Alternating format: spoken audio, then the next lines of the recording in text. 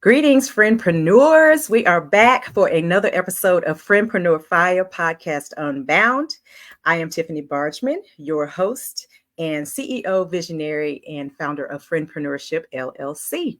We are a business support community that connects entrepreneurs so they can learn from each other. And we do this through targeted networking and live storytelling events. This podcast, Friendpreneur Fiyah podcast Unbound, is one of those live storytelling events. So we like to bring entrepreneurs onto this platform to talk about their why, because people don't buy what you do, they buy why you do it. Hi, Jacqueline. I see you there. Thank you for joining us tonight. I am going to start with our sponsors because podcast sponsors make this possible. Now, we have a Friendpreneur fam community, and part of the benefits of our BFF or VIP level membership, part of those benefits are perpetual sponsorship on this podcast. So anytime we have a podcast, our VIP members will get a shout out of their business. So there are several that I'm going to shout out today. And then halfway through the podcast, we'll shout out a few more. There are others who have sponsored this podcast and they are not members, but they have purchased. So the more sponsorships we get, the broader the reach of this podcast, and we can help entrepreneurs tell their stories to a larger audience. So if you're interested in sponsoring, you can visit www.friendpreneurship.com/sponsorship. All right. So meanwhile, let me pull up our first sponsor. Touch of Sam, and you've heard me say it before, Touch of Sam is a full-service spa boutique, and I am a happy customer of this wonderful, wonderful spa. Now, it's right in Raleigh. Respite and relaxation is what you will find there, right on East Millbrook Road. You'll find Touch of Sam, and you can schedule not only massages, but body care, skincare rituals, and more. You can schedule online at www.touchofsam.com. That is our first sponsor. And Samantha Reagan is our BFF member who is founder of that salon. And I would also like to tell you about the Shiro community. Now, Dr. Erica Perry Green, I'm just coming down off of a conference yesterday. The Shiro conference that she sponsored yesterday was amazing. And I am happy to tell you more about Shiro Enterprises. So the Shiro community is a place where entrepreneurs can come in and unlock their potential. There is a link down here that you'll see at the bottom leading to where you can reach Shiro Publishing, calendly.com/getpublishedshiro. And if you are interested in exploring ways to get your story out through a book so that you can elevate your business, this is where you want to go. You can also reach out to learn more about Shiro's other offerings, including Shiro Gives, which is a nonprofit serving women. All right, so that is Shiro. And one more. This is another BFF, a new BFF, Ryan Ray of Ryan Ray Official. He has a faith-focused finance 5-day course. And if you are interested in making sure that your finances are in order, but first starting with your mindset, you should take this course. I've been through this course and I know exactly what he is presenting here. Faith focus is the key. So you can learn more about his course and sign up for that free 5-day course at the information at the bottom of the screen there. And then if you want to learn more about Ryan, visit his link tree at Ryan Ray Official. All right, now let's talk about our guest for this evening. Now, if you have been following these previews, you'll know that we are going to talk to Regina Hall this evening. She is founder and 3-time cancer survivor, founder of Carla's Calls Incorporated. And tonight we are going to talk about compassion and empathy after hours. She's going to tell us more about Carla's Calls, which is going to launch next month during Breast Cancer Awareness Month. But we're going to talk about her why as well. That's why we're here. So I am going to bring on stage Ms. Regina Hall.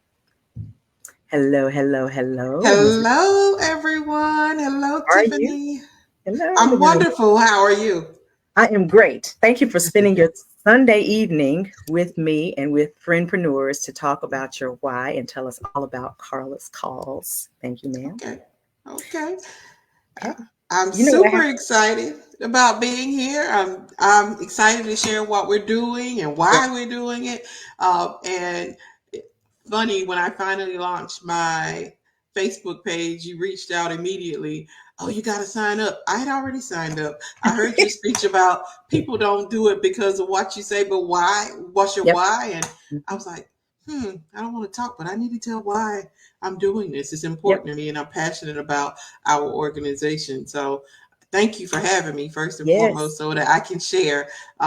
Excited about this cause, and it's inspired by my own Yes. personal story. So I want to let people know that we're here and what we're offering and why we're offering what we're doing. So Absolutely. thank you, thank you, You're thank you. welcome.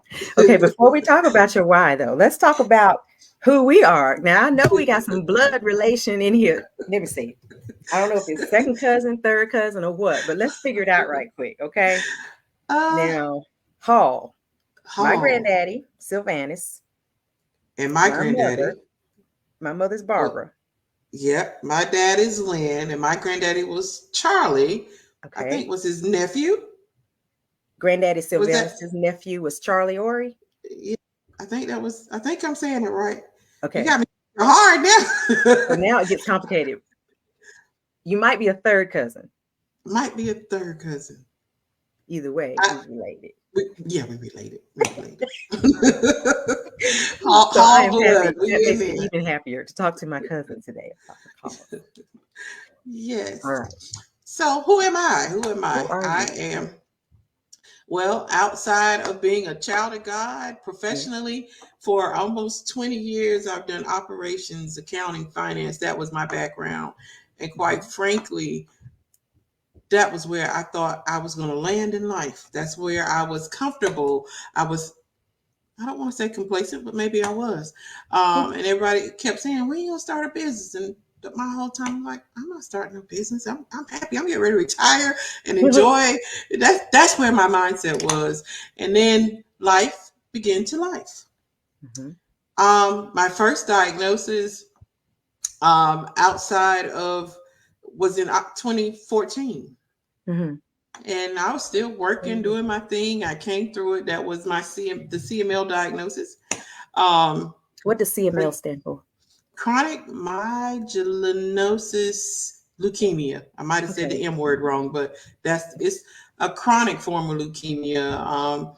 And we treat it as a maintenance with maintenance drugs to Got avoid going to the next stage, which is acute leukemia, which is all of it serious, but it's a much more serious stage of the disease. chronic to So okay, acute. Mhm. acute, yes. So in 2014, I was diagnosed with that.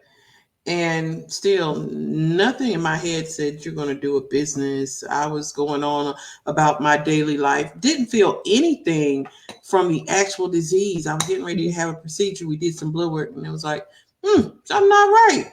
I was like, okay, something not right. Mhm. Then I got that diagnosis, and we went through. We did oral meds for chemo for that particular diagnosis. Mhm. Fast forward 2019, Yes. still doing my day to day, every Mhm. day, still in my operations, accounting, that field, for thinking, yep, gonna retire here. It's gonna be nice. Yeah, just living life, and Mhm. uh, went for a routine checkup, a routine mammogram. Okay. Actually, it wasn't even something I scheduled. It was something. He's like, "Have you had your mammogram?" I was like, "No." I had taken off work to do some other stuff. I said, "No." He's like, "Well, let's get you on this morning." I was like, "Okay, fine." I went into the office like, "Let's just get this routine over with and Mhm. go back about our day off. Let's go have a good time." I got in there and stayed for hours, Mhm. oblivious to the fact that they thought they had saw something. I even when they said come back and let's do a biopsy, I'm like, okay, fine. I'm still like, not me. I ain't even thought about that. I had no Mhm. thought that it was breast cancer. Went for the biopsy, came back, and I got a call at work again. I am at this point still unassuming to what they're thinking. Mm-hmm. And actually, the first time I was too. He's the first time with the CML, he was like, "I'm going to send you to a referral to another facility." I was like, "Okay, no problem." Mm-hmm. And I got a call, and she's like, "Hi, this is North Carolina Cancer Centers. We wanted to schedule your appointment." I was like, "Excuse me? Mm-hmm. Schedule me where?" She said, we want to schedule an appointment. And that's how I found out what they thought I had and ended up having, saying Mm-hmm. breast cancer. I'm going through the motion, the process, and I'm like, okay. And when she calls me, and I actually got to call on work because they thought someone else had called me, and I was just mind blown. Oh my Like, goodness. you said I got what? You said I got to do who? Because up to this point I had no clue, hadn't even imagined or thought about it. I just thought it was a process. I mean, and then if anybody, it's normal to have density issues. Mm-hmm. I'm thinking, okay, just the density issues. We're going through the process. And when they called me, and she's like, "I thought someone had called to tell you what we found," and I was like, "No, I was at work." Needless to say, No breakdown in communication there. Needless to say, I left work totally upset, just kind of Yes. not even knowing what to think at that point because I hadn't even thought about somebody was going to come back and say breast cancer. Yeah. Even in that, for me, God worked because again, this is an appointment I didn't have. Mm-hmm. Just happened to get it that day I was off. They happened to be able to take me while I was off because it wasn't scheduled, and we caught it very, very early. Okay. So I was able to do a lumpectomy, and for this particular diagnosis, chemo wasn't needed, but I did go through radiation. But even in Is that, it related, Regina, to the previous cancer 5 years prior? they did not say it was related. I don't think it was related. Mm-hmm. We never linked it in any medical terms. It was never Okay. linked. So I don't think it was linked. But I'll say that you're going to hear me mention God a lot because he's a big part That's of all me. right with me. Go ahead. And even in that, I'll be honest, I went through the surgery in May. Of course, by this time I'm off work, on leave or whatever, getting the treatment. Radiation was supposed to last until roughly September. One Mm-hmm. of the best summers of my life. Even through that, I Mm-hmm. got to do things that normally in the summer I wouldn't be doing because I would be working in the office for 50 to 60 hours a week. Woo. So I got to spend a couple weeks with my family at the beach. I got to take Nice. trips to the beach myself. I flew out to Chicago Mm-hmm. with my friends. And after treatment was over, I was able to go to Paris. So when I say one of the best summers of my life, things Yeah. that I wouldn't have normally done because I would have been at work. And Mm-hmm. even, it was okay, a challenge that I hadn't anticipated. Mm-hmm. It was still a victorious one. Yeah. It There's a was still silver something I lining. got right. Yeah. And so, do I want to do the experience? No. Again, no. But I felt like it's a piece of my puzzle that I had to keep to moving forward to where I am today, to how Yeah. I got to Carla's calls.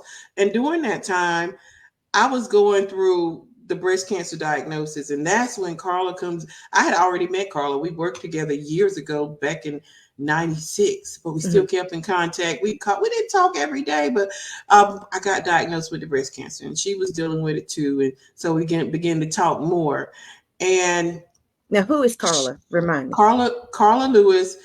is who actually what my business is inspired by, my experience with her. I Mm-hmm. actually met her through working with our cousin Terry Mm-hmm. in his accounting office. She was there when I was working. I was still in college at that point, still in college. I met her there, and we were co-workers. And then from that co-workership became friendship. Mm-hmm. And from that friendship, through the breast cancer, it became a sisterhood. Mm. It became a sisterhood. I was going through it, and at the time, the CML was not under control. Mm-hmm. It was not under control. We were still trying to get it down. And I didn't take intravenous chemo, but those oral meds like to kill me. Mm. They did. They almost took me out of here. And so now I got a second diagnosis. We still trying to get the first one together. Mm-hmm. Trying not to go back to some of the harsher medicines that I had been on.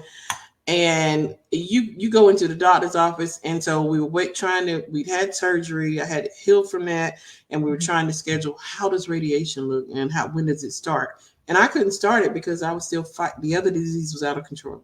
Mm-hmm. By this time, Carla was already talking me through the process. She had already started the calls at night. And she said, she invited, one day I went into the office, pretty rough news that day, and I went to a group with her, and so she said, come to the support group with me. So I was like, okay. And we continued on that way. She introduced me to the support group. She also gave me resources. She's like, girl, if you need meals, come, I got a place for you for that. She sent me to workshops. It was just, she poured so much into me. One night she said during our conversation, people really don't understand what it is to be single, live alone, and fight this disease. Now, not only was I fighting this disease, I was also fighting the first diagnosis, CML. Yeah. And I heard that. I remember her saying it. I thought about what she said, but it wouldn't be till a few years later that I really got what she was saying. Yeah. And it wasn't that either of us didn't have family that we had very good support groups. But she was the person in my support group that understood single, living alone, and it's 3 a.m. and you're like, I don't feel so hot. Or my mind is racing with what I heard from the doctor today. I have anxieties about my next steps. I don't want to wake nobody up just to talk to them and tell them this, but I'm not sleeping, and this stress is a negative on me, on my body, on my process. Yeah. She understood all of that. There would be nights she would stay on the phone with me until 6 a.m. Or I would stay on the phone with her until 6 a.m. And that's what actually birthed this. Again, I'm still, at this time, I'm having these conversations. She's pouring into me. However, I'm going to retire from this job and we're going to be good. I'm still at that point. I hadn't gotten to Carla's calls yet, but I was having this experience, not knowing it was a stepping stone. Then I got my third diagnosis in 2021. Okay, so 2014, 2019, and now 2021. 2021, yep. And I was, okay, so to talk about, was it linked? Personally, I would tell you, yes. Medically, they wouldn't say that. Now, I have my opinions on why they wouldn't necessarily say it, but I can say I was on a drug to help with my hormone levels, because that's what would they described as making you a higher risk to get breast cancer again. So they give you something. So I was on a drug, and one of the side effects was endometrial cancer. Wow. And I ended up with endometrial cancer. Wow. So 3 different types of cancers. 3 different types of cancer. At the same time. At the same time. Yeah, at the same time. By this time, so I've gotten out of the radiation treatments. I'm thinking I'm pretty settled with the breast cancer. And actually, the day that I went into the office, he was all excited. My oncologist was all excited. By this time, I've moved to Charlotte, and because again, I was in Durham. I didn't say it earlier, but almost 28 years. I moved to Charlotte in 2020, and so my oncologist was all excited. She's like, "Your numbers look great. Everything is looking good. We're not feeling any new lumps. The CML was under control. I had gotten to a dosage that allowed me to function without pain, because chemo medicine makes you hurt. But it had allowed. I was at a dosage now that was comfortable for my body. It was doing what it was supposed to do." And I'm like, okay, we were all excited. He was all upbeat. And he was like, Ms. Hall, do you have any questions? And I asked the question. Like, I'm not hurting, but is this normal? And the whole appointment changed. He sat back in his chair. Because I asked that question. He sat back in his chair. He took his glasses off. His tone changed. And he said, that's concerning. At this point, I'm a little bit nervous, but I'm like, nah, not a third time. I know that's not a third time. Now, I don't know about everybody else, but I talk to God for real, like he right here with me and you. So I'm like, God, I know this, I know you ain't fit to let that happen. Not a third time. I went through the process. Did the testing, then found out it was a third diagnosis. And I'll be honest, my first response, God, are you punking me? Are you for real? This is the third time. Yeah. I found that out 2 days before my birthday that year. That was on November the 13th. I found out that I had yet another diagnosis. So my birthday was November the 15th. Fast forward. And this will attest to the kind of person Carla was. She never missed a birthday. That never missed my birthday. After she met me, every year I heard from her on her birthday. We probably go hang out at some point to celebrate. And I mind you, I just found out 2 days ago I have yet another diagnosis. And I went out of town. I came back that Monday on my birthday, and I was like, I haven't heard from Carla. Very strange, because she, again, never missed a birthday. So I called her.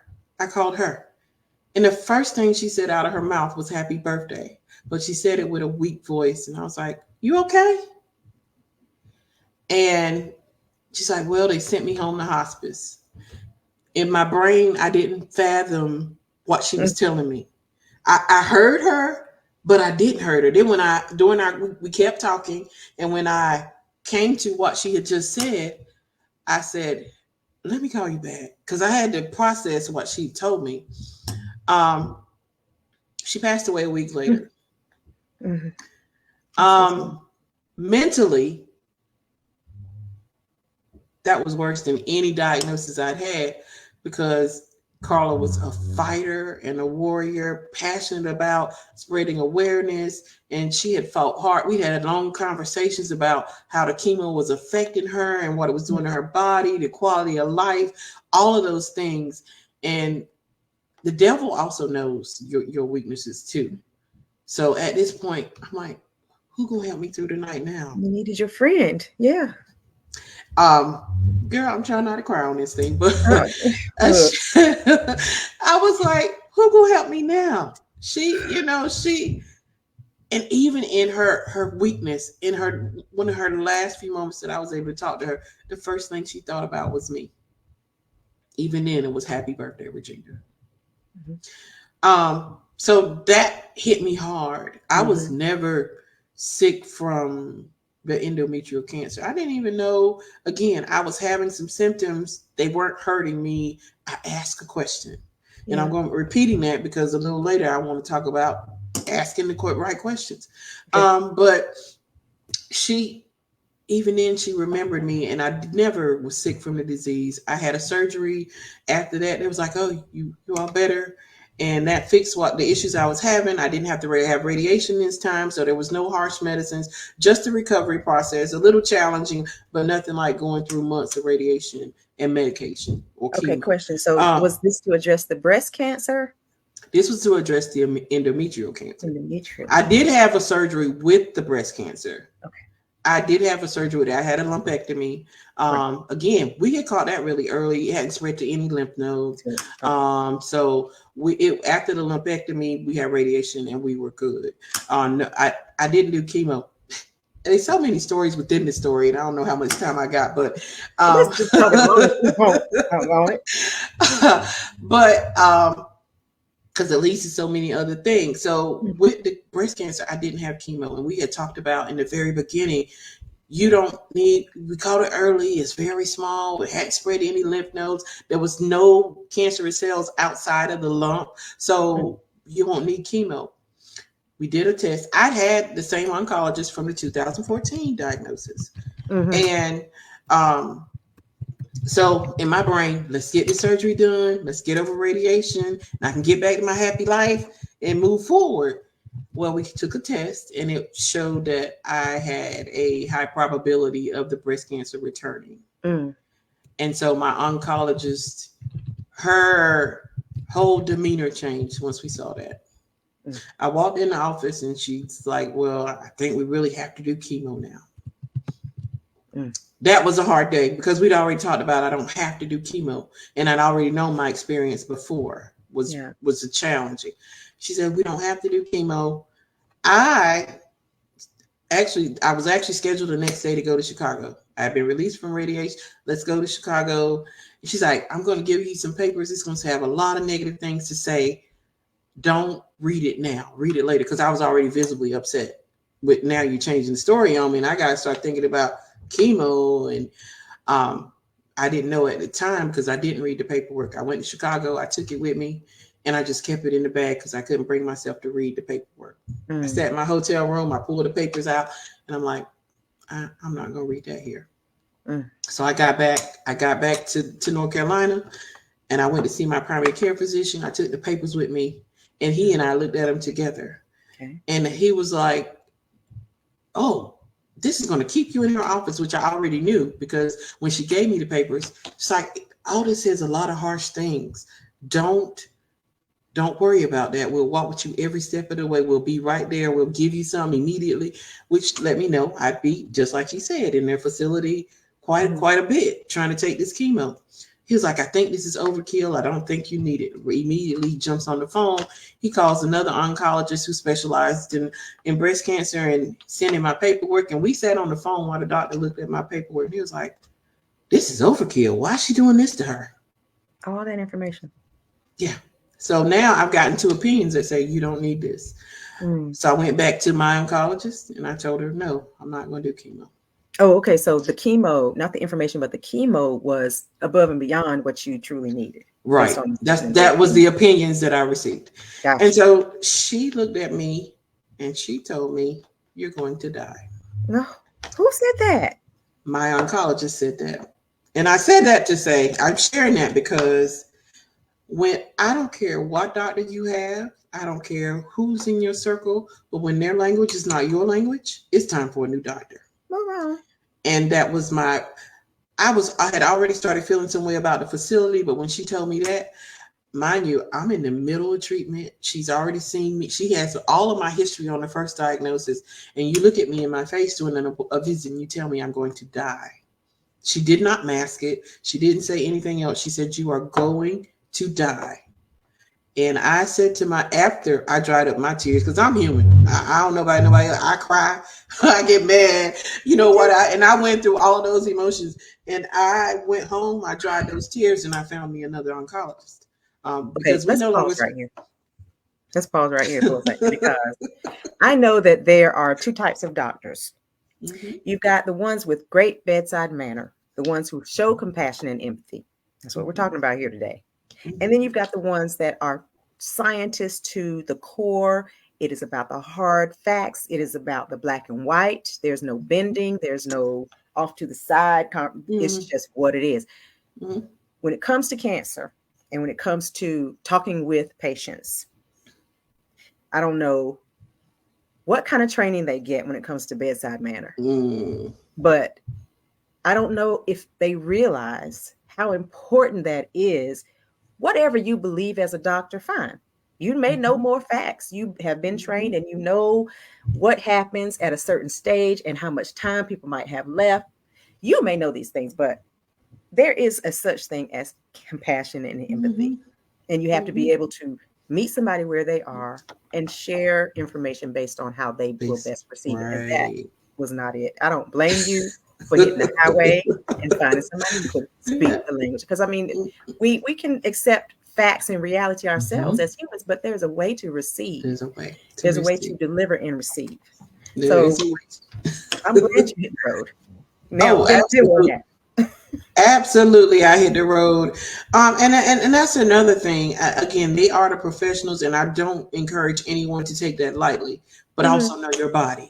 Yeah. Know your body. Know if you have a faith in God, trust in that also. Yeah. And so when she began not to speak the language, at some points I would go into, again, knowing myself, I'd go into the office like, we're not going to do any prescriptions today.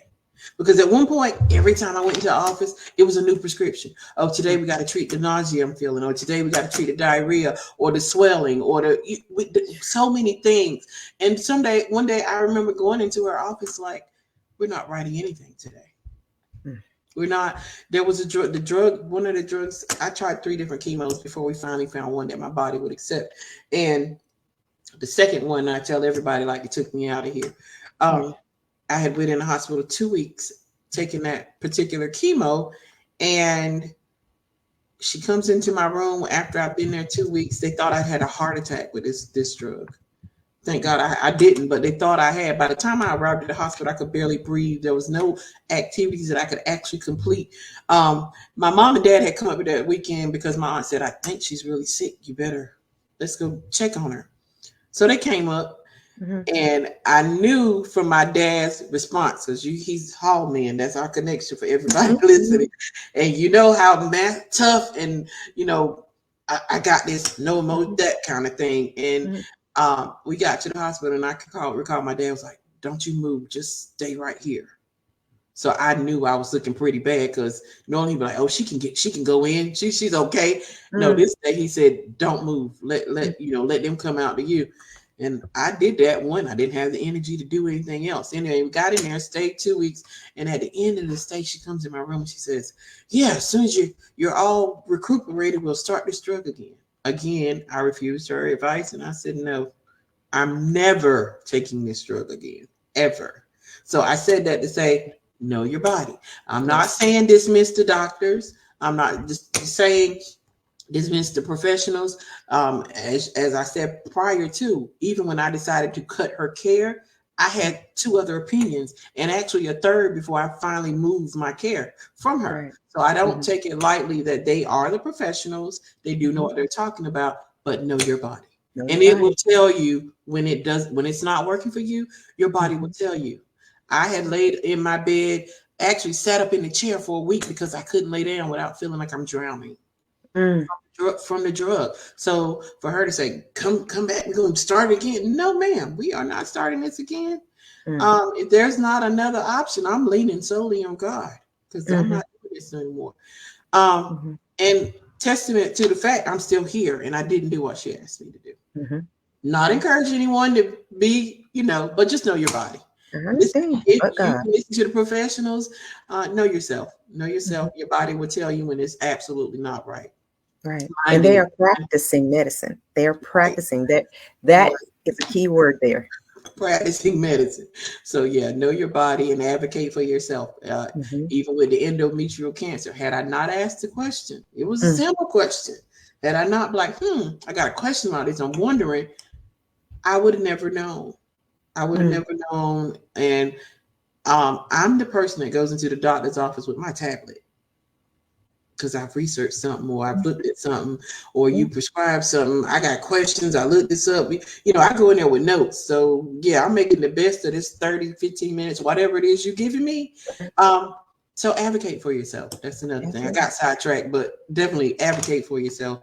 Do the research, do the homework, ask the questions. I don't care what it is. Ask the questions. And that's how we arrived at my 3rd diagnosis. I had the surgery for that diagnosis that cured it, fixed it, resolved it, remission.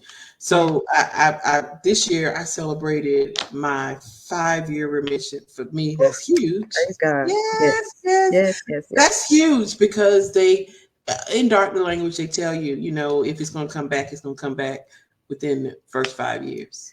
Now, I'm not claiming it coming back, but when they put those numbers out there, again, I'm keep repeating, I'm still human. They put those numbers out there, and you're like, oh, let me get to the 5-year mark.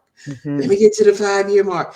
In March, I reached the 5 years. I wanted to call her up and say, hey, I'm still here. You told me I was going to die. I am still here. And God has kept me not only through that you said would take me out of here, but I've been through something else now. And so finally, my long story, after the endometrial cancer, me and my real conversations with God, I'm like, look, God, what you want me to do, whatever it is, because I don't want you to have to keep taking me through this experience to get me to do what you felt like he was trying to get your attention. Oh, absolutely. Like whatever it is, God, if it's something within me that I need to fix, if it's something you have for me to do, look, just tap me on the shoulder and tell me, because I don't want to go through this again. It's stressful, and there's a lot of anxiety, and it's painful sometimes, not just physically, but mentally. Just tell me. I'm going to be good with you just telling me. I promise you. Yes. And so I asked that question. I and waited for God. I don't know if I waited or I just didn't hear anything at the moment. And about a year later, in January, I think it was, yeah, a year later, he gave me, he told me what to do and he told me what to call it. It was Carla's Calls. Mm-hmm. He said, "You're going to start this." Since I had no clue what I was going to be offering or doing.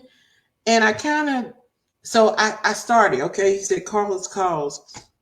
I got with an attorney and I wanted to Mm-hmm. talk with her family about it. So I did. I talked with the family, and I got with an attorney trying to get things, legally okay to use her name. Yeah. And I kind of drug my feet.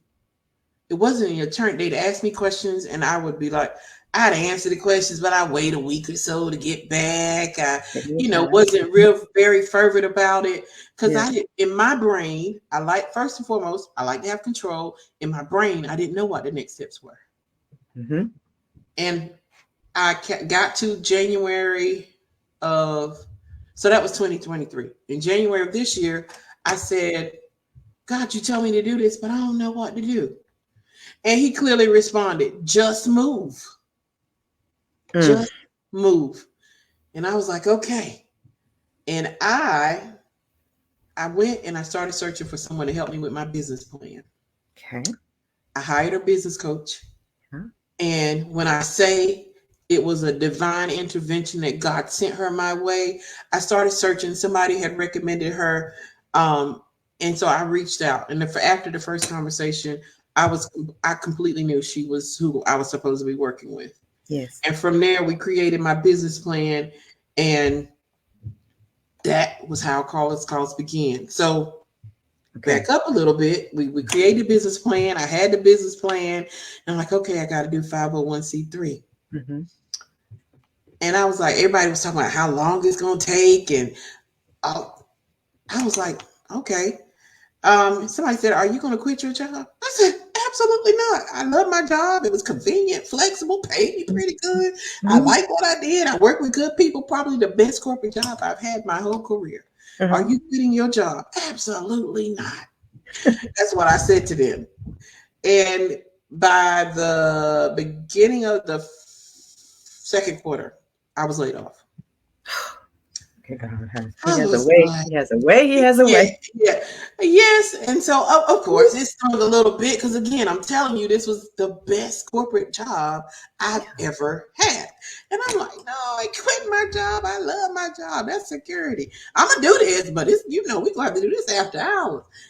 Um, That God control said, thing, right? that right. That's not the way you're gonna do this. That's not the way you're gonna do this.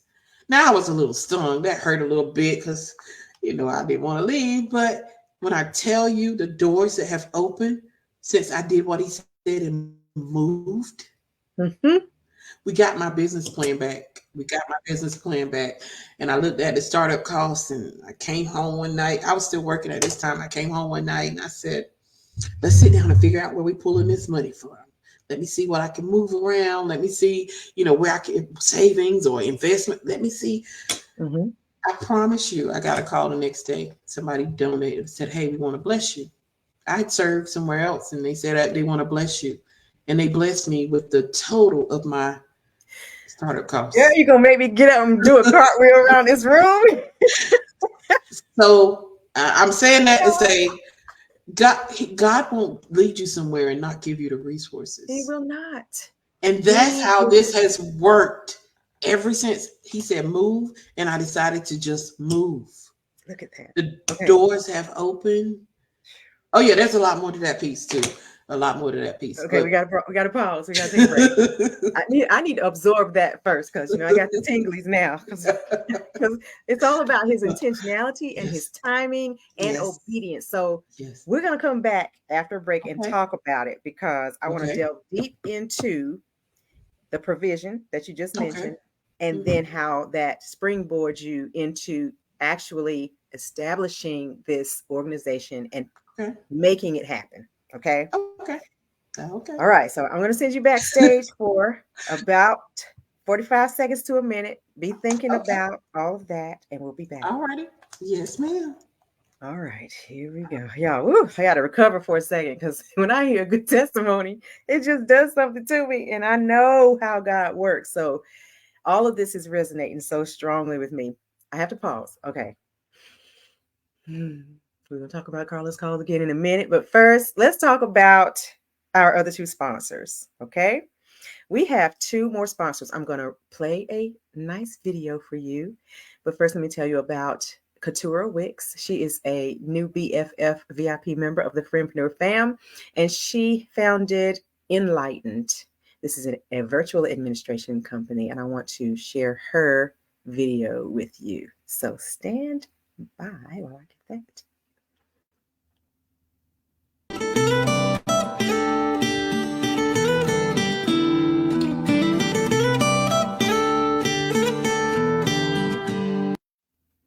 Welcome to Enlighten. We are a virtual assistant platform designed with business owners in mind. We specialize in same day printing services as well as virtual administrative support. Head over to www.beenlightened.net to learn more.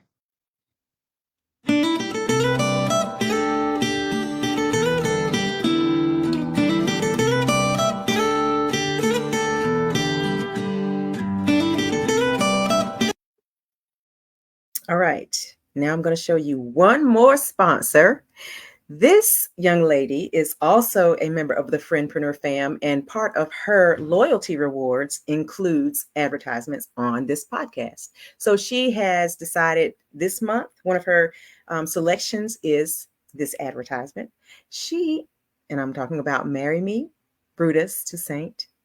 She is one of our friendly members, and she has a Montessori school called A Seedling Mind. Now, her Montessori school provides an authentic Montessori learning experience with an integration of nature-based practices and strong exposition to French. So if you're interested in enrolling your child in this Montessori school, it's based in Wendell, North Carolina.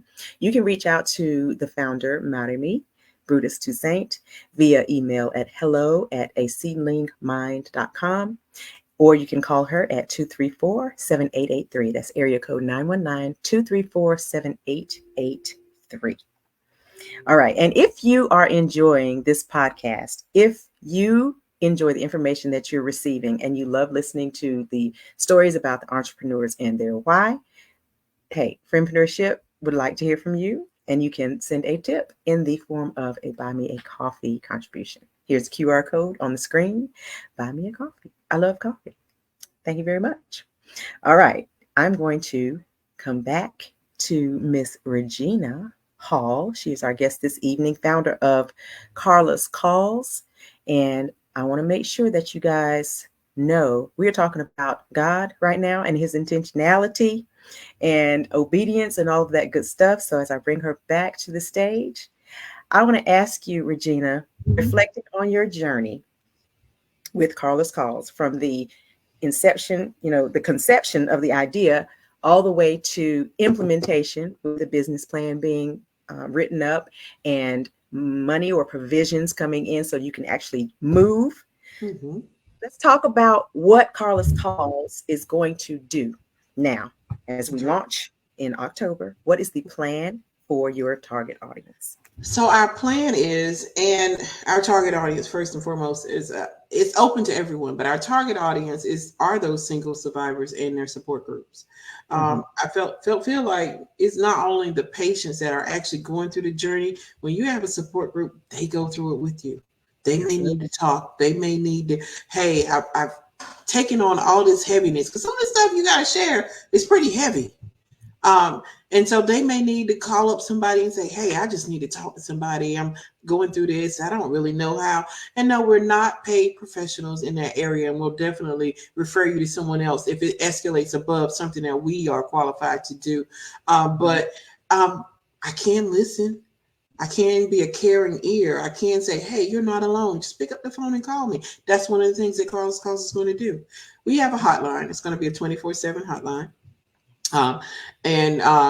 we are launching that in October. That's the biggest piece of what we do. There'll be other things we're going to have where we can refer you to different resources, and offer those to you. In my mind, as we continue to grow, there's so many pieces moving right on this piece right here. We're getting ready to launch a focus group because we do want to zoom in and focus on what cancer patients and their supporters really want. And we want to specialize in the things that, hey, maybe they're not getting somewhere. And I think that focus group, which we'll launch in October, also is going to help us zoom in on those services that they want and need, outside of just our hotline. But our hotline is our biggest piece to say, hey, whenever you need us, pick up the phone, call us. We're here to listen. And if we have the resources here, even if we don't have them, we'll find you the person that does. We'll direct you in the path that you need to go. So if someone wants to participate in that focus group, how might they do that? I am going to launch that actual focus group in October. And once I launch it via Facebook, the link will be available via Facebook and on our website. And they'll just be able to go to the link, complete the survey, and we'll get their feedback. And that's what we want. Just your honest opinion on, what services would you like to see? What did you not have that we can maybe offer to you? So that is our goal with that. And I'll be dropping that probably the first week of October. And that'll be on Facebook. So they can follow you at Carla's Calls on Facebook. Yes. On Facebook, also on LinkedIn, and on Instagram. Got it. At Carla's Calls. Yeah. Okay, cool. Focus group. All right, what's next?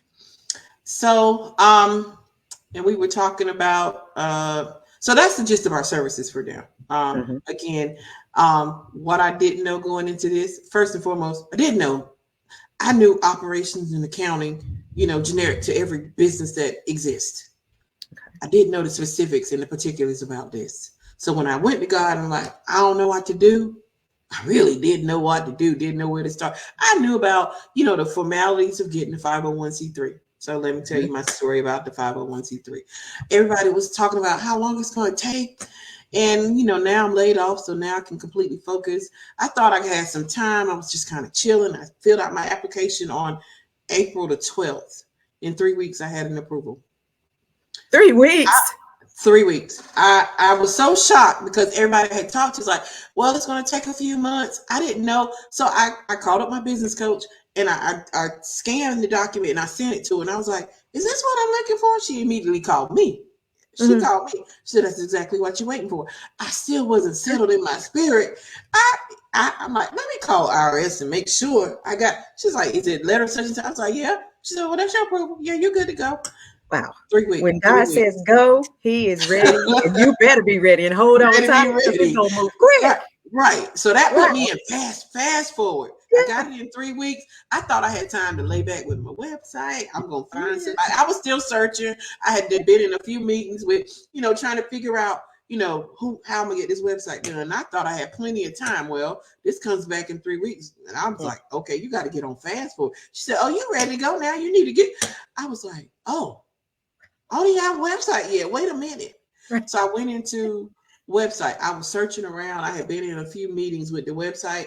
And I was like, I like them, but that service sounds kind of expensive. I didn't really like the commitment they was asking me to make. And I had a number in my wallet from a business partner for some other stuff that I was doing.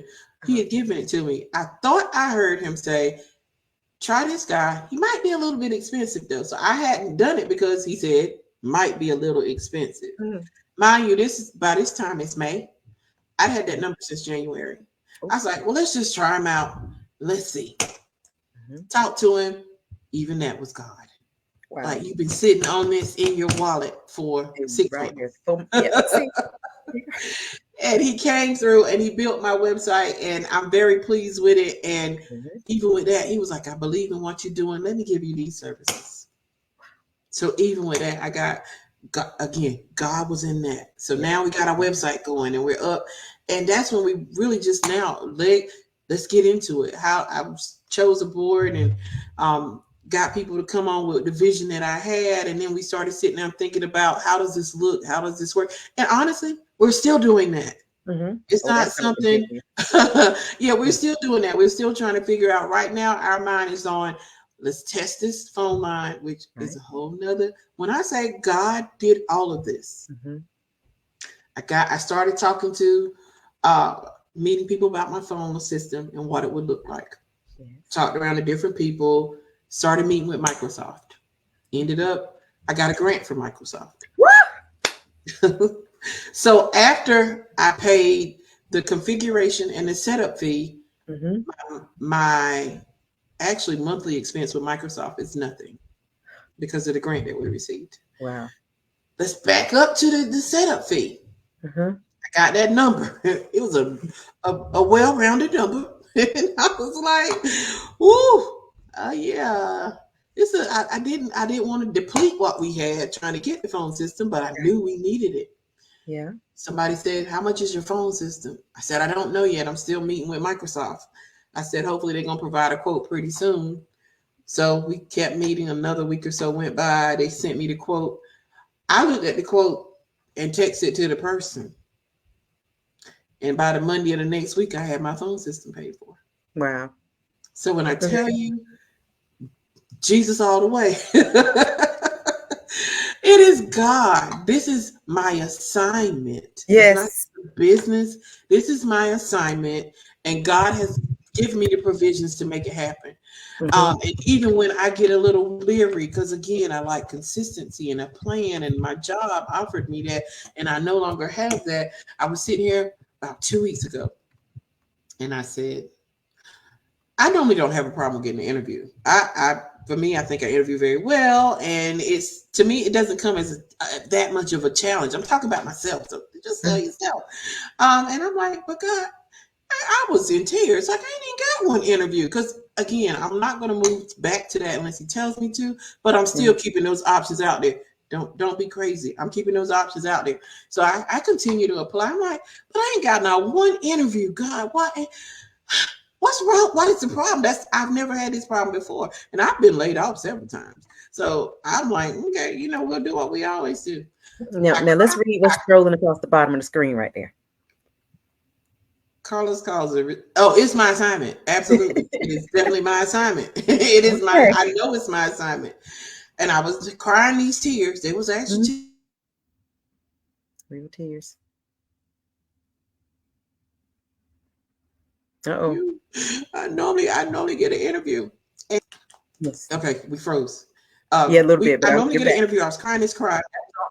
On Monday, I was crying that cry, talking to God, like, why am I not at least getting an interview? Well, I get a call that night, and it was an interview for the next day. Okay, so I get on the interview, and before I got on, I'm like, well, God, if this ain't meant for me to have, I don't want to move outside of your timing.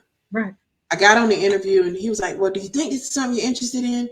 And I was like, no, I don't think it's anything I'm interested in. It was a test, Regina. That was a test.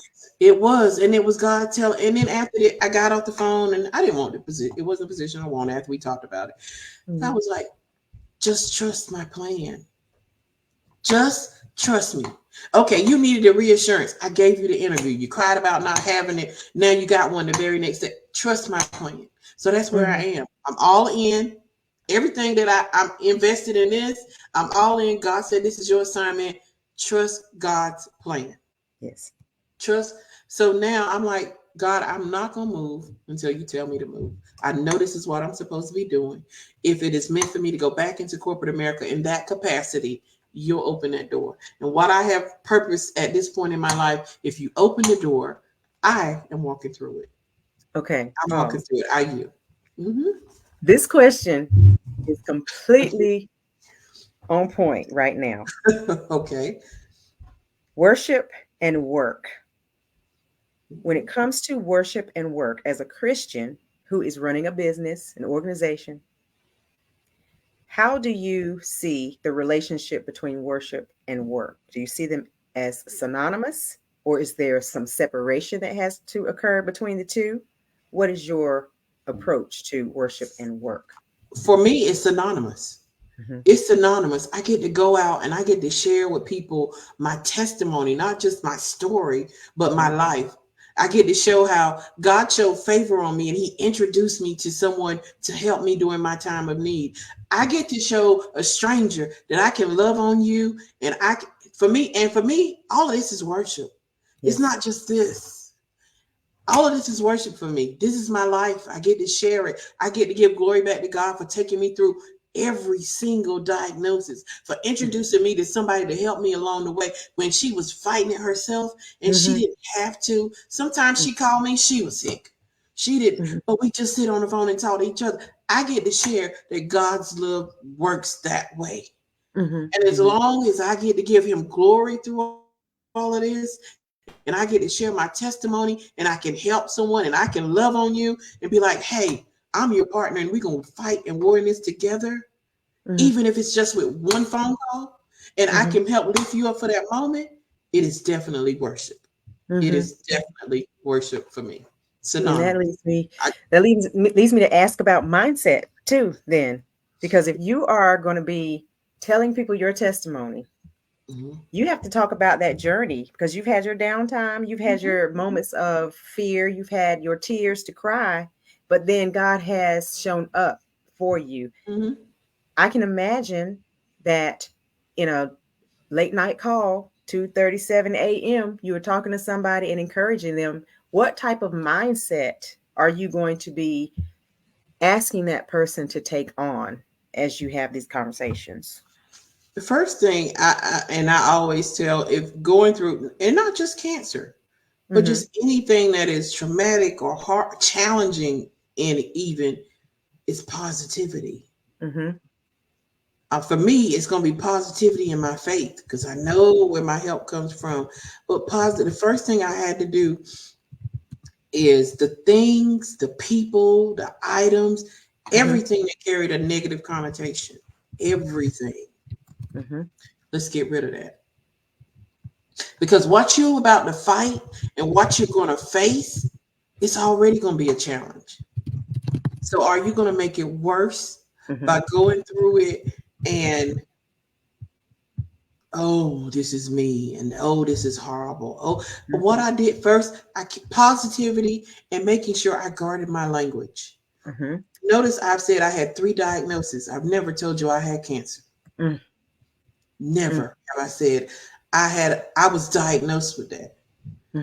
I've always, in my mindset, we went right to God said I will live, because he didn't tell me I was getting ready to die from this. Now, did I have moments in my humanity where I felt like, especially that third time, I walked into the doctor's office one day, and this may be so part of some people, but I needed it and I encourage it and advocate for it. I walked into the doctor's office one day and she was like, what are you feeling? She said, do you have fear about something? I talked to him real candid and I was like, well, I don't believe in the spirit of fear, and I feel like my words have power. So what I'm going to tell you is I have concerns. I have thoughts of, hey, I've had this diagnosis 3 times, and I've said to God, I don't want this to be what takes me out of here. And so she's like, okay. So then I went and I sought some mental health wellness, which I advocate for too. It was neat. I didn't want to have these thoughts every day, like, am I going to go out of here with cancer? I wanted to stay positive, but it was hard for me at that point in my life. It was a challenge. I've been through this 3 times, and each time I was very unsuspecting of it. Each time I was like, no, not me. So now the 3rd time, you're like, wait a minute, God, is this how I'm gonna come out? Is this how I'm gonna leave here? This is not what I want to happen. And you don't want to think that every day. So yes, I went and got mental health care because it was needed, and I appreciate it. It helped me through some of those tough thoughts. And I advocate, if anybody needs it, to definitely go and get the care that you need. And don't worry about the stigma. Yes, we need to keep that in mind. And as you're building this organization, I know that there'll be people on the line to provide empathy and compassion after hours when these ladies need it. When men too, right? Anyone single, or is it just single women who are needing this? It's anyone across the board, but we're definitely going to focus on single people. Men, women. Love, first of all, has no gender and no color. So we want to love on everybody and show them that empathy and that, because we want to support you, empower you to go through. So men, women, any race, we don't care. Okay, perfect. So the thing that comes to mind is collaboration now, because you will have your volunteers in order. God's going to provide that. Mm-hmm. Then you got to think about referrals, maybe, because if you have some people on the phone providing the empathy and the compassion who may not be trained in mental health therapy, you're going to need some partners. You're going to need to collaborate with some people who provide these services so you Right. can refer these people. So have you approached that?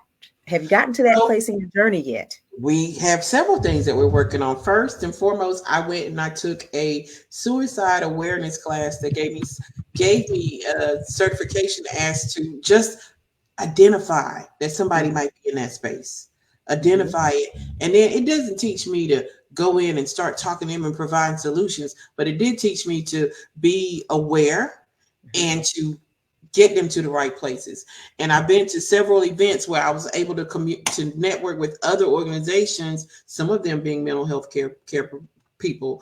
So we're definitely working on that, making those collaborations, partnershiping with someone in that field, because we understand that is not our area of expertise. And we definitely don't want to go outside of what we should be doing and lead someone in the wrong way. So we definitely would steer them on what we call an escalation. And we're putting those Mhm. procedures in place now. How do we escalate when somebody does need something more than just an empathetic call or just someone to talk to? There are going to be those that arise because, Mhm. face it, cancer is a challenge, Mhm. and every somebody's going to need something outside of just us. But we want to have those professionals available that will Yeah. be able to talk to our clients. And speaking of professionals, Mm-hmm. I have been in touch with one of my new members. She is a paramedical tattoo artist. And we have been talking about her quest to inform not only doctors that there's an underrepresentation of post medical care for women of color. She wants to get that message out so that more doctors are aware and can be on board and aware of her kinds of services so that there are referral opportunities. But she also wants to make sure that others who provide such care are, you know, aware of the circle that they're in so that they can work together as well to make referrals. So when it comes to the collaborations that you'll need and the partnerships that you'll need, I am definitely, my ears are open here, because whenever I think of an opportunity to connect people, because whatever they're doing can complement what the other person is doing, I'm going to try to make that connection. So the email that you got from me to make that virtual introduction, I really hope that you guys can connect, because whatever you know, she needs, vice versa. And I am looking forward to hearing what comes of that. Right. Um, Referrals that need to come from Carla's calls may lead people to professionals like her who can help them at whatever stage they're in, if they are at that stage needing that kind of care. Right. So, Right. have you in your networking come across, besides people who do things like that, what types of connections have you made that you think, oh, this is going to be important for Carla's calls? So I was at an event yesterday. It was actually the Lake Norman Empowerment Festival, and there were quite a few vendors there. And I just took time and kind of walked around to see. And there was Mm-hmm. one guy who was offering. He was with the organization that offered like rides to the appointments, Mm-hmm. or in-home care, or other things that you may need if you're going through some health issues and you're home alone. I saw his thing and I stood and waited to talk to him because I'm like, I don't know who will need this or when they need it, but I think this is great. You know, somebody might call like, "Hey, I'm just struggling to get to my appointments. I can barely Mm-hmm. do that." If I can have a service that says, "Hey, we're here and we do that," so those are the kinds of things that when I go to events, I'm looking for all types of vendors, all types, Yes. mental health, who can Yes. offer in-home services, any other food services, resource. You know, so I'm seeing these types of things when I go to these events, even Mm-hmm. if I see other organizations that support breast cancer. You never know Yes. who they know, and we can get together and collaborate and help in a financial way. Maybe Yeah. together we can do that. So when I go to these events, I'm looking for, I say, and I've been telling my board this and some of my friends, first of all, I eat, breathe, and sleep Carla's calls. Mm-hmm. And so if you The talk to me, baby. we go talk about Carla's calls. And I'm like, Mhm. it could just be one partnership that makes this go where I see it going. Mm-hmm. All we need is one. So I'm going to treat everybody that I encounter, everybody that I come across, as you could possibly be that one. Mm-hmm. And God has shown me that it can happen with just that one person. The way He opens doors, That's so inspiring. the way He opens doors, Yeah. I'm gonna treat you like you're gonna be that one person that helps this explode to wherever God wants it to go. Yeah. And I feel somebody said, "Is this a Charlotte-based organization?" I said, "This is worldwide." Yes. Because that's where I see it going. Mm-hmm. So I'm gonna treat that one connect just like Yes. it could be my ticket to where I'm Anything is supposed to possible. be going. Yeah, Yes. anything is possible. Whew, So okay. That's inspiring to me because as an entrepreneur, we know that whoever God places in our path, if we're Christian entrepreneurs, we know that He's very intentional and anything is possible. So we need to hear that kind of story from you. And you've already shown us that He's done it over and over and over again. And that surely is increasing your faith and putting you on a path of faith to faith and glory to glory because He's building you up in that way. right, Sure. right. I was at an event in Durham actually on Wednesday, and it was they were talking. They had speakers, and everybody that got up emphasized the importance of partnership and collaboration. Yes. And I was like, this is huge and this is big. So that's what I've been trying to put foot to pavement to get, hey, we're out here. How can we impact this society, the community together? Let me know how, let's meet and talk about, opportunities we could have to work together, work on something. How can I help you? How can you help me? Everybody talked about how important it is to create partnerships and collaborate. So I'm like, okay. And most people, I don't know if they can tell from this interview or not, I'm typically the person that don't talk. You got lots to say today, and that's good because I want to hear it all.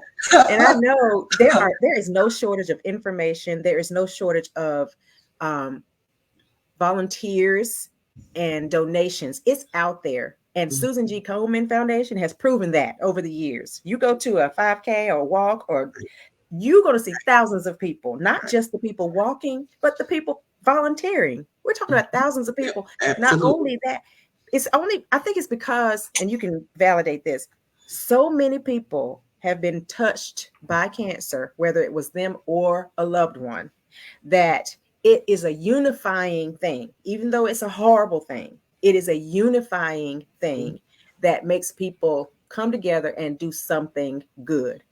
So I just know Carla's Calls is not going to have a problem when it comes to getting the collaboration and the partnerships and the donations and the volunteers. No problems. God's got and this. I received all of that because to me volunteers now. I was, and it's funny you talk about everybody having a story. So yesterday at the event before it started, I was like, well, let me walk around and just talk. So I spent an hour and I still didn't get through all the vendors that were there, but everywhere I stopped, everybody had a story. I started talking about Carla's Calls and my experience and the journey I've been on. And it was like, if it wasn't them themselves saying, hey, I did da. It was like, I got a cousin or I got a girlfriend, I got a mom, everybody had a story to share.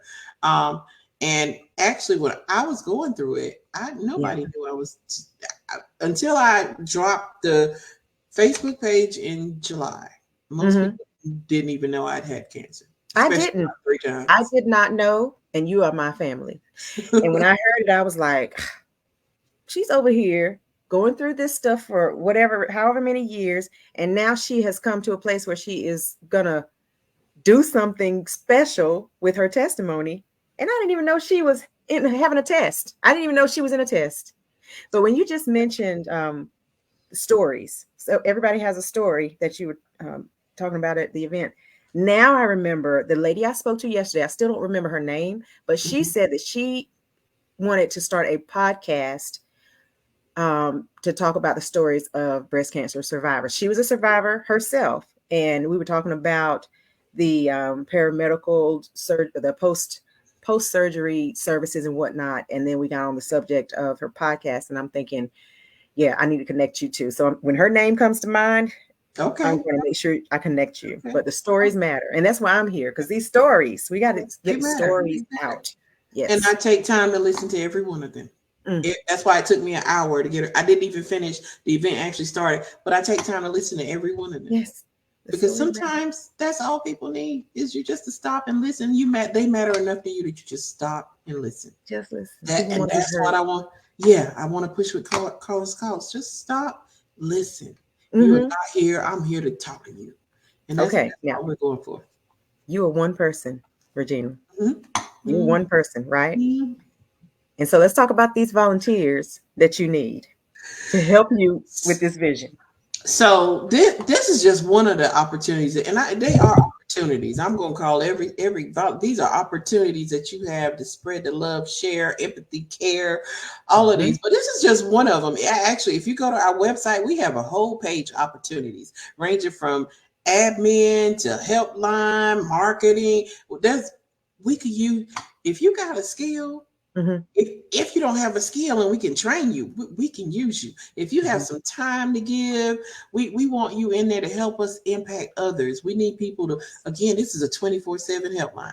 Now, I love to stay up and take all these calls, but I can't physically do that. So I need people to help us. I need people to come in and say, hey, I got 2 hours. I got 30. I don't care if you got 30 minutes. That's 30 minutes that, is already covered. So we need these volunteers to come in and help us with these helplines. And I'd love for them to be cancer survivors or former supporters or supporters currently patients. I'd love for them to be, but we're open to everyone. We'll bring you in and we can train you on what we're looking for, share our core values with you, and see if you can align with our vision. But we do need volunteers. We got to make this whole line functional. We're also looking for, again, just one of many opportunities that we have. Because this is not just Charlotte based or just North Carolina based, we need resources throughout the country. I need people to help us get at least a point of contact in every state. Because I don't know where people are going to call me from. I need people to reach out so that we can create our database, which is what we're aiming to do. Create a database. So if somebody does call me from Maine, I'm like, oh yeah, hold on, let me go to my main point of reference, and somebody there can assist you further. Even if I don't know all the local ins and outs, I'll have a point of contact for you. So that's why we need researchers. Someone that I have a question. Go ahead. I'm sorry to interrupt. This is just flowing, and I cannot wait to ask, but I'm listening to you. Go ahead. Okay. But yeah, just somebody can come in. Hey, I got a few minutes a day I can spare. Let me see what information I can find, and I can shoot it over. Then I can get it, and we can put it in our database and load it to our website as part of our resource library. So that is my thought with the research volunteers. Okay, so this is the idea that has come to mind when you're talking about needing a point of contact in every state, and eventually that's going to be every country. Speaking that global. So in this Facebook group, and it's called Black Women Friendships. I forget how long I've been in there, just a couple of months maybe. But within that short time frame, I have watched people, there are thousands of women in here, by the way. I have watched these women shout, hey, who's in North Carolina? Hey, who's in Texas? Hey, who's in California? And people come responding, I'm here. Women gonna get together. These women are getting together, and they're having lunch, brunch, breakfast. They're having get-togethers. They're going out only because they are in a private group, and they put the call out to say, who's here? The people will come. So if you had a private Facebook, Carla's Calls private Facebook group, that will work. I've seen it work in several different ways to get the volunteers that you need, the boots on the ground, because there are people out there who want to support an effort like this. What have you considered something like that? I had not personally considered it, but I'm a member of several of those groups myself. In fact, that's how I found my business coach. She's not even in North Carolina, but I was in a group and I asked the question, who knows grant writer? Who knows? I'm just going through, and I've gotten actually not just within Carla's Calls, but personally, I've gotten a lot of resources from some of the private groups that I'm part of. Like you said, go in there, ask the question, who's here, who's there? Even when I get ready to travel. Have you been to this place? Tell me what they expect, especially if I'm going out of the country. So I don't, Facebook and that whole platform could be a huge resource, not just personally, but business wise. You can find so many things. I've gotten a business coach from there, grant writers from there, my web design. Well, he was referred, but I did go through some of the web designers from there. So there's so many things, not that I'm selling that Facebook, but use the free platform. That's what I'm trying to tell business owners. Use that platform to find resources and other people who may be knowledgeable in something that you're not. I go up there and ask questions all the time, from who can braid my hair to who's a good dentist. When I just got to Charlotte, I didn't know anyone, and I came at the top of the pandemic. So it wasn't like I was getting out. I'd go on in the private groups and ask the question. And I do the same thing with Carla's calls. But now that you said I can start my own, I might just start my own and let people help me, with the questions that I may have. Yeah.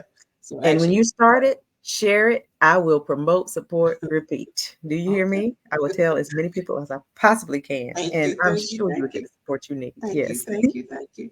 But we're definitely looking for volunteers. We're looking for people who have some time they want to share and they want to pour back into somebody. And even if it's just to be a mentor, because we're also going to have that piece may not launch in October, but we're also going to have like online channels, because again we're working through Microsoft. We'll have channels where they can just come in and post something, and we'll have somebody moderating. They can share. It's almost like they could be a mentor to other people who are going through this journey. So there's several ways. There's many ways. Go to our website. Look at all the opportunities we have. Fill out the application. We'll get a notification. We can start the process. We'll train. Just go to our website, look at all our opportunities and the things we have available. Hey, also go to our website and donate. We have the page up there for that. We appreciate all donations, none too small or too big. We take them all. It's open on both ends. But we need the help. We need the support. We want to grow this into services again that cancer patients can first and foremost appreciate and that they need and want. And for me, I went to a support group one night, and I think you mentioned in the beginning we want to talk about, how has outreach helped me? Yes. So one night I went to the support group. I think this is one night after my appointment, and it was like, we can't move further in treatment because your CML is out of order, and we got to get that in control. And I was so in the support group, they'd go around and you talk. We come in and everybody would, start introducing themselves, maybe tell someone. I couldn't even talk. I was so upset. Couldn't even talk that night. I was so upset. I sat in the group and I started speaking, and of course started crying again. And the facilitator of the meeting said, and I was there very emotional. And there was one other person, she just got her port put in that day. Again, pretty traumatic. If you've never experienced it, that's a pretty traumatic process.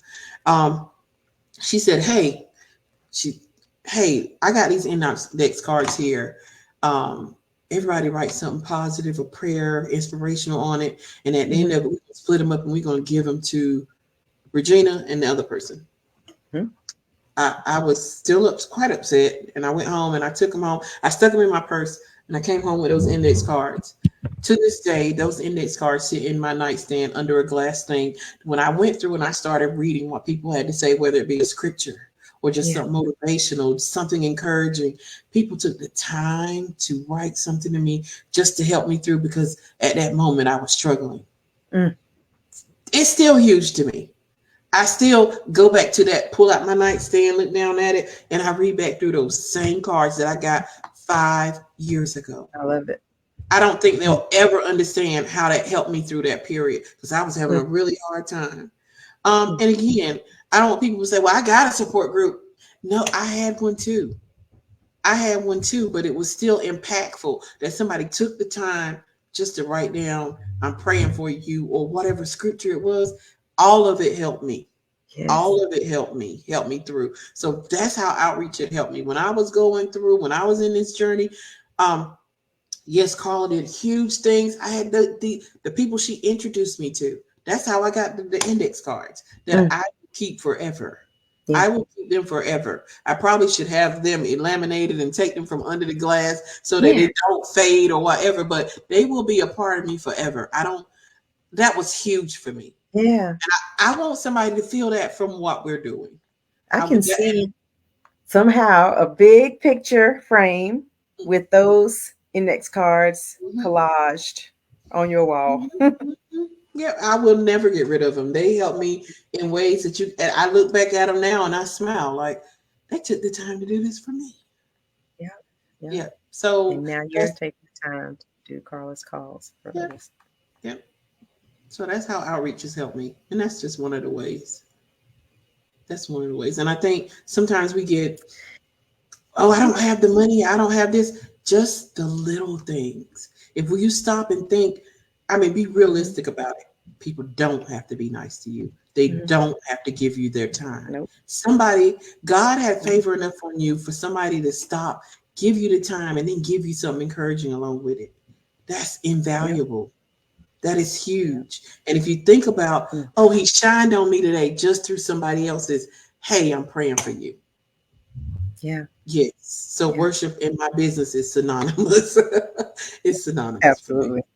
Whew. And God is good even through our tests and trials. He is good Yes, and absolutely. intentional, and He moves with wisdom. Absolutely. Okay, Regina. This is great. I love it, love it, love it. Now I'm going to pull up this slide one more time because I want people to Okay. have this information. Yes. www.carlascalls.org. If you want to volunteer in any capacity, visit this website. And know that whatever you're bringing, whether it's a couple of hours, 30 minutes, your time, your talent, your expertise, your compassion, your empathy, you can reach out and volunteer. If you're interested in being a part of the focus group, so that Regina's organization can find out what the clients need, what the patients and what the supporters need the most, so they can continue to implement and improve, then definitely reach out for that volunteer opportunity as well. And next month, with the official launch, what's that going to look like so people can know what to expect? So officially, we're going to open up our phone lines and we're going to be ready to take those calls in. We're still building all of the other services, but hey, I'm ready to get on the phone and pour back into. I am ready. I didn't even say in the beginning when God told me to do this and gave me the Mhm, name of it. mhm, God, again, every step of the way is God. My brother called me up and he said, hey, I got this person. Sounds like they're going through the same thing as you. Mind you, I hadn't shared with him yet. They're going through the mhm. same thing as you. Do you mind talking to him? We stayed There on you the go. phone for over an hour. Already. She still contacts me to this day, like, hey, you really helped me. And Yeah. that was just God saying, see, I told you what to do. That was actually my first Carlos calls. Um, my first one. And that was before we even established anything. But um, Mm. that's what we're here for. We're here to pour back Okay. into. He's giving me every sign that this is where I'm supposed to be go. This is my assignment. This is where I'm supposed to be moving. He keeps giving me provisions, and I know that's not going to stop. I know that's going to continue, and I am grateful. I'm Mm. grateful that he gives me these provisions, and I also feel like I have to be accountable. He gave me this assignment, and I keep telling he gave it to you, so he's not going to leave you out there without a provision. He Mm-mm. thought And what he was that? thought enough of me to give me this assignment. So Yeah. I'm grateful. I'm grateful. So what was that thing you were saying at the top of the podcast about retirement and Oh yeah, I said I'm gonna retire from this company. I'm gonna be good. I ain't leaving my job. I was and now really adamant about I'm not leaving my job. I absolutely love my job.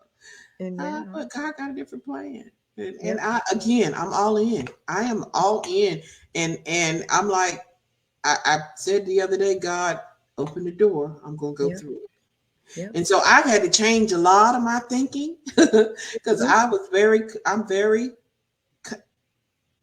okay with Mhm. complacent, however you want to say it, just hiding in the background. And you need something done, let me do the administrative stuff. Right. I can get you done. But that's not where God has me That's now. over. So I've changed my language on that because I say I'm not a speaker. I don't speak. Oh no, yeah, I am. You are. I am. Yes, It you wasn't my most comfortable place, but even with that, find that God is in every aspect of what He's telling me to do. He's making provision. So He's giving me the courage that I didn't know I had to even tell my story. Because again, are. nobody even really knew it Hmm. outside of my immediate family. Most people didn't know even my story, and they probably don't even know all the details. At that point, I don't know if I even had the capacity to explain it the way I do now. Hmm. Because you were in it. Now I was in it, it's a right? different stage. Right. So retirement, assignment. Where are you right now? What is this? What did you call this space, this chapter? This I call this being led by walking by faith. It's definitely walking by faith. I have no other choice. My time is in it. And even with that, I came off my job, and another part of my personal testimony, I have not lacked. God, I had some side consulting work that I was doing, and I would take an assignment here and there, not whatever. Yeah. Even with that, and normally they take a few months. I start assignment, take a few months. In the month of May, 2 assignments popped up just like this. So it gave me God. I don't know if God was giving me the time or He was saying, just trust me, I got you. But I continue with life and the things that I love to do and the standard that I want to live by, all of that, my quality of life, nothing has changed. I have had all my time to dedicate to Carla's cause and still maintain everything around me. Probably needed still a little more discipline with the Amazon driver and delivery, but I have still kept the same quality. That y'all pray for me. That is a weakness. I try not to let him come every day, but he comes a lot. But yeah, he comes a lot. But yeah, I'm saying that to say I have not missed a beat. I left the job, he took me away from the job, and he's provided everything that I've needed. That is so encouraging because many entrepreneurs are still working full-time jobs like me. And I have my plan out there for retirement at maybe 55. That's an early retirement, but it's when I want to do it. God has a way of letting you know, okay, yeah, that's nice. You got a plan, but this is my plan. And listening to your story, it helps open my mind to know that, I have to be ready for God to say go, and if a pivot is necessary, then trusting Him through it all because He will provide is what I have learned here from you today, for sure. So thank you for sharing. And don't be afraid to embrace the humanity piece, which means some days I am going to be scared. Some days I am going to be anxiety. Oh, I didn't get this done. Did I do enough today? And then God will come in and reassure me every time. Every time. Just trust me. Just like I was crying about the interview. See, you want an interview here, girl. You got it. Just here. Trust me. It ain't my plan for you, but since I got to show it to you anyway, here you go. Boom. And that's how he keeps proving himself to me. I just got to trust him. Got to trust him. So that I'm walking by faith. That's where I am with retirement and everything else. And I keep saying, oh God, I'm so blessed. Even with the 401, because, let's be honest. People get laid off. First thing they want to do is drain 401k and all the other. I haven't had to do any of that. I haven't had to touch it, look at it. Trust God and trust His process. If I don't tell you anything else, trust God and trust His process. Even, again, I have my moments. God forgive me. I know you got everything under control. Yes, everything under control. Now let me wipe this up, blow my nose, and go back to doing what. One day I literally was sitting here, and every task I finished, I was crying like, I don't know what to do next. I'd wipe my eyes, go do the next task, and I go back to crying. I was like, just trust me. You're doing all of that. Just trust me. I'm human though, so I had those moments. And that's how it's God, because when we don't want to do it, but we do it because we have to, we feel compelled and driven to do it, even through tears. That's God, and He's bringing you along. He's bringing you. He's holding you. Those footprints in the sand moments. Absolutely. Regina, I can talk to you all night about this, but this girl got to go to bed, and you need to rest, and I still got work to do after I get off, because I'm going to make sure this replay is available for anybody who did not get to join us live.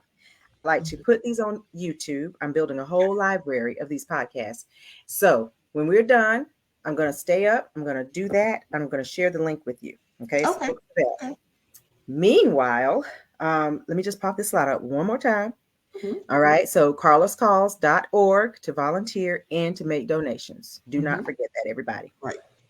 All right. Now, one last thing. If you guys are enjoying Friendpreneur Fiyah podcast Unbound, this is only a piece of Friendpreneurship. Friendpreneurship is about connecting entrepreneurs so we can leverage knowledge and succeed in business. There's no need to keep it all to yourself. There's no need to do things all by yourself. The knowledge is there. We just need to share it. And if you are a friendpreneur, a friendly entrepreneur, unafraid to bring others along for success, you need to tap into the Friendpreneurship movement. This QR code will get you to the website, which is friendpreneurship.com/follow-up. And that's where you can find out how to subscribe to our newsletter, how to get involved in the Friendpreneur fam, how to be a guest on this podcast so you can tell your story, express your why so people will buy, all that good stuff. So visit the website and get involved with Friendpreneurship. Okay. Thank you, thank you, thank you, Regina Hall, founder of Thank Carla's you. Hall, for your time tonight. And I look forward to seeing what is next. I'm looking forward to the launch announcements. I'm looking forward to helping promote, support, repeat over and over and over as you spread this love. Thank you, ma'am. Thank you for having us and helping putting our name out there. I appreciate it. I Yes, really ma'am. do. Okay. Stay in touch. Yeah, definitely. All right. Okay. Have a good night. Bye. Bye bye.